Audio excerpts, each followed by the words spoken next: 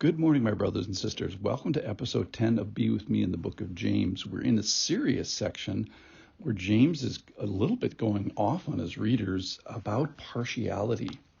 So I'm going to title today, Showing Preference For. And this is a section where James is talking about an action that what the church is doing in the treatment of people that is betraying some other things. Now discrimination is deciding between two things, and it is the negative discriminating that he's talking about here. So here's how the cascade works. He's talking about a wrong treatment of people, wrong actions towards people. Well, why would you do that? Because you have a wrong view of people. Well, why would you do that? Because it's betraying something that's inside that you think, that you have the wrong view of God's activity. And ultimately, it is that you have a wrong view of God himself. So this kind of cascade, and what the treatment of people is betraying is this underlying evilness and sinfulness in your thoughts.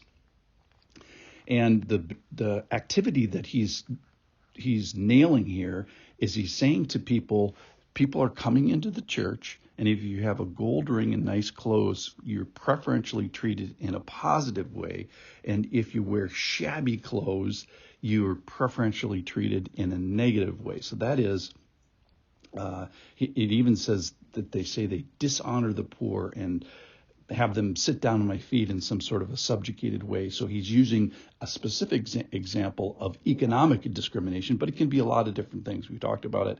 It could be the shabby dressing. It could be, hey, you're from the wrong zip code, or you're not wearing enough gold, or that you're were born in a foreign place, or you speak with an accent, or maybe even some personal stuff like, hey, you smoke or drink, or you vote politically like I don't vote. It's discriminating in some of those superficial things. And he calls it bad. He says this is committing sin. He calls it evil, and you're under judgment for being a transgressor. So this is something we probably should pay close attention to. Here's the passage.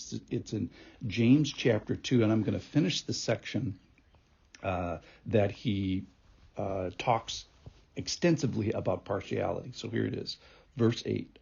If you really fulfill the royal law, according to Scripture, you shall love your neighbor as yourself. You are doing well.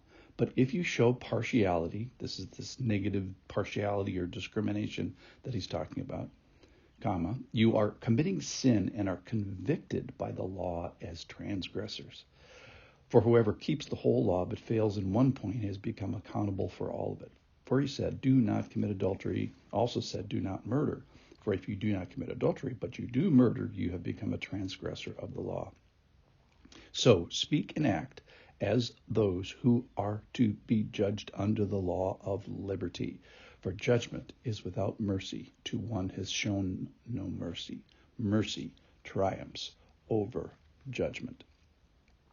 So the call here is to love our neighbor in a new way. It's this new law of loving as you would be loved. Love your neighbor as yourself. It's the new law that Jesus laid down right before his crucifixion.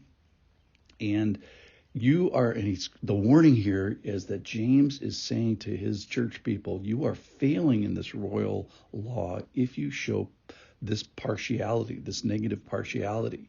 And this is not how to love your neighbor, how you're doing it, whether they're foreign or a widow or bad dressing or shabby or from the wrong zip code or not wearing enough gold for you or speaking with an accent. However, we're superficially negative, showing judgment against these people. He is saying, don't do this. This is serious. And whose judgment is it going to result in? Ours. So don't do this. So what he says, there's a don't do part of this. But he is saying the do is love your neighbor as yourself. This is the new royal law. This is the law of the king. So don't dishonor. Don't negatively discriminate. Don't negatively show partiality. Don't negatively prejudice yourself against these people. But love. Find the one who's furthest from the kingdom. Find the one who doesn't look like you the most and show positive partiality. So it's this passage is saying, like, I'm actually partial. I'm positively partial to those who are poor or to those who aren't like me. I'm especially partial to those who are foreign born, or I'm especially partial to those who dress shabbily. So he's asking his readers to positively discriminate. That is, show good preference towards people that are not like you or show different characteristics than you superficially, to smokers or the young or maybe the old, or to the widows or to children or people that decided differently in the vaccine decision, or people from the different political parties. And so he wants us to positively discriminate with those people and show partiality and preference to those people. It's the royal law. It's the kingdom rule, not these superficial rules that we get all tied up in. And it's almost like saying he's asking us to do the opposite of what they do in the passage here, which is to dishonor, to sin, to convict yourself, to end up in judgment, and points to the law of liberty. So what is that? That is the freedom to obey God and do the thing that pleases him. Not the freedom to do anything, but the freedom to choose the right thing. Okay, so here's the summary is: be careful of the wrong treatment of people, because the wrong view of people demonstrates a wrong view of God's activity and a wrong view of God himself. Love with the law of liberty, with freedom, and the freedom is to positively to show partiality, to positively honor these people that are not like us. Thank you for listening. I'll see you tomorrow.